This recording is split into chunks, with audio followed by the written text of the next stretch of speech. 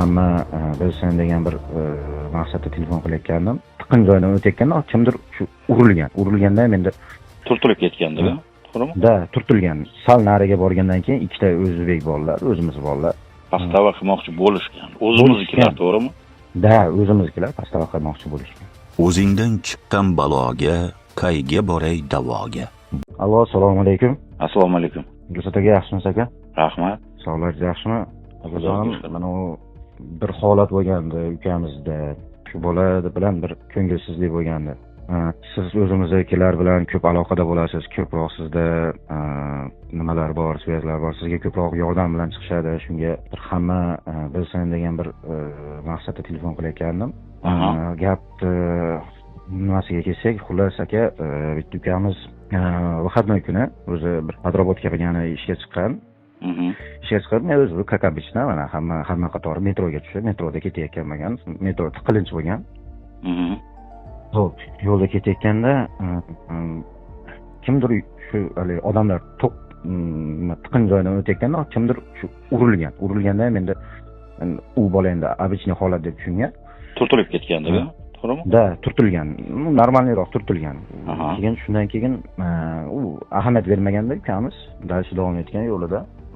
Keyin xo'p, sal nariga borgandan keyin ikkita o'zbek bolalar, o'zimiz bolalar kelishib to'xtatishgan ukamizni.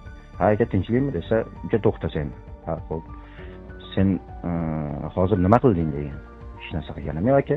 Yo'q, sen mana bunaqa narsa qilding-ku, to'ys bir narsa sotyapsan-ku desa, yo'q aka, hech narsa ishni sotganim. Qayerda sotdim men degan. Ajablanganda endi oddiy holat. Keyin yurmay chetga deb chetga tortishgan. Haligi metrodan chiqishdagi nimalar holatlar bor. O'sha yerdan chetga tortishganda, tortishib vaziyilgan. Cho'ntagidagi narsalar chiqar degan. Cho'ntagidagi narsalar chiqar desa, telefon chiqargan, pasportdan chiqargan. Hali bolalar pasport bilan telefonni olgan.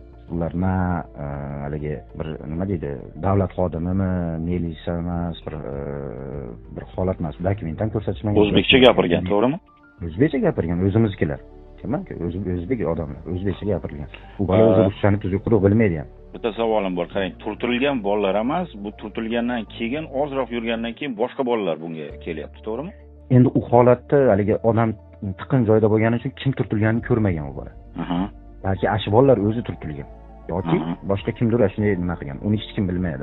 To'ys u ko'rmagan. Shunday turtilganda orqasiga qaragan, hech kim endi odam tiqin joyda bilasiz, kimga turtilganini bilmaydi. O'shanaqa holat bo'lgan. U bolalar turtilgan, boshqasini bilmaydi. Shu holatda keyin cho'ntagidagi narsalar chiqargan, telefon pasportdan chiqargandan keyin hali bolalar как будто aka, u bola ukam aytayapti, как будто bilgandek, aka mana shu cho'ntagimga shunday qo'lini soldi-da, shunday tortdi, paketda, bir kichkina paketda 2-3 ta tabletka, to'y dori chiqyapti deya.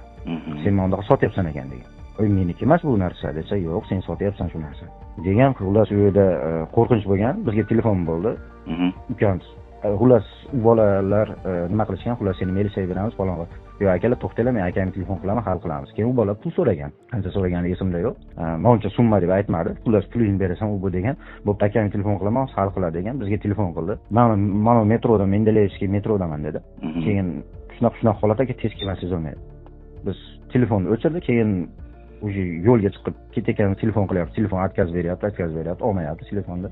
Holat keyin u yerda nima bo'lgan, telefonni u bola olganda, keyin pasportini ham olib, yur militsiyaga olib ketamiz deb uni militsiyaga yetalab ketishayotganda, xo'p, pasportimni bering, o'zim boraman deb ketayotib turib, u bolajicha shu struyroq qilganda, odamlar yana tiqin joyga, metro tarafga, haligi militsiyaxona, metroning ichidagi olib kiraman degan, bunday qo'lda narsalarni yulib qochgan odamlar talpasini orasiga tushib turib, metroga chiqib ketavergan.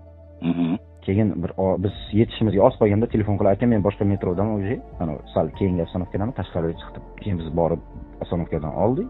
Shunaqa pastava bo'lgan. Pastava qilmoqchi bo'lishgan. O'zimiznikilar, to'g'rimi?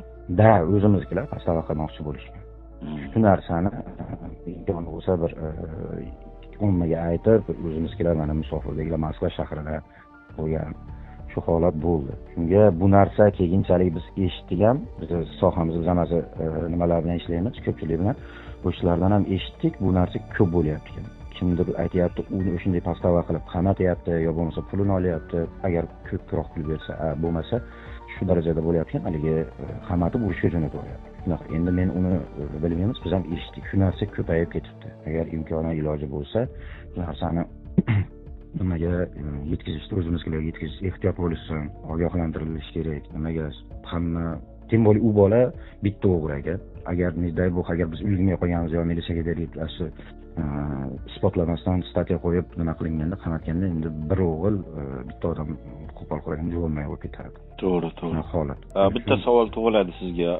Ular turtilib, bular buni chaqirgandan keyin, to'xtatgandan keyin kimmiz deb tanishtirganmi? Bir o'rin tanishtirmagan. Yo'q. Tanishtirilmagan. Prosta haligi katta o'zidan yoshi katta bola, u bola bir 2003-yil bola, kichkina bola. Tilni bilmaydi unaqa. Yaqinda kelgan, unaqa eskitdan Moskvaga qatnab yurgan bola emas. Yaqinda kelgan bola. Menimcha o'sha uzoqroq joydan kuzatishganmi ular yo odamlar chiqayotganda kuzatib turishadi haligi sal nimaroq haligi yangi kelgan bir u yoqqa qarab yangiligini bildirganmi. Xullas u yog'ini menga qorong'u o'zi. Men u bola aytib bergan holatni aytib beryapman-da, shunaqa holat. Shunga iloji imkoni bo'lsa o'zimizga yetkazishdi. Yaxshi, katta rahmat, ma'lumot uchun rahmat. O'zingizni tanishtirmadingiz ham. Men ismim Doston aka, Andijon shahridanman. Moskvada ishlaymiz. Akajon. Rahmat Doston, sizga o'xshagan ham jonkuyarlar o'zini vatandagi hamyurtlari uchun, qaraysiz musofirlar uchun yaxshi ma'lumot yetkazganingiz uchun, jon kuydirganingiz uchun katta rahmat. Rahmat aka, sizga ham yetkazganingizga, eshitganingizga rahmat aka. Xo'p, sog' bo'ling. Sog' bo'ling. Hammaga assalomu alaykum, hurmatli bizani kuzatib boruvchi obunachilar. Mana o'zingizlar guvohi bo'ldinglar, o'zingizlar eshitdinglar. O'zimiznikilarni podstava qilyapti. Men kechagi murojaatda o'zingizlar eshitib ko'rdinglar. Bu bilan nima demoqchiman? Hurmatli aka-uka, opa-singillar, общественный transport, tramvay, trolleybus, metro, ehtiyot bo'linglar. O'zimizdan chiqqandan keyin haqiqatan ham dardingni kimga aytishni bilmaysan.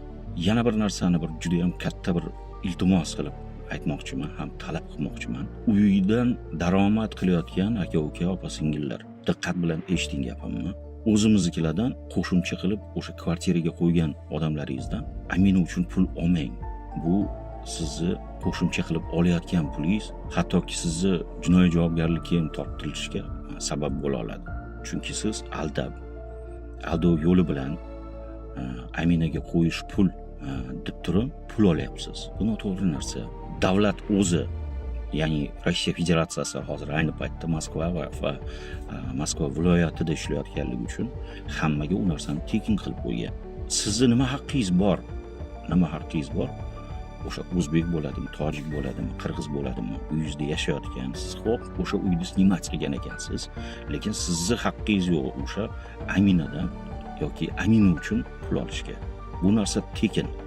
Kimda-kim mana hozir murojaat qilib chiqyapman, men o'zim oxir shunga majbur bo'ldim. Kimda-kim mana shunaqa qilib amina uchun pul olayotganlar bo'lsa, menga chiqinglar. Telefon nomeriga yozib qoldiramiz. WhatsApp, Telegram ishlaydi. Chiqinglar. Biz sizni o'sha vomagats qilayotgan, o'sha pul so'rayotganlarning ustidan ariza yozamiz. Ana bundan keyin o'zlari qilgan ishiga javob beraveradi. Yana bir marta eslatib o'taman, hurmatli o'zbek, tojik, qirg'iz, qozoq aka-uka, opa-singillarimiz. Amina приложениесі bu tekin. Shu narsani esingizdan chiqarmanglar. Uning uchun hech kimdan ruxsat so'rashlaring shart emas. Skachat qilinglar, o'sha uyga qaysi adresda bo'ladigan bo'lsa, o'sha adresda qo'yinglar. Bo'ldi. Uning uchun hech kimdan so'rash hojati yo'q. Murojaat qilib chiqinglar, sizlarga yo'l yo'riqni ko'rsataman, tushuntiraman, nima qilish kerakligini, kerak bo'ladigan bo'lsa, o'zim ham borib siz bilan qo'shilib bir ariza yozishga yordam beraman. Salomat bo'linglar.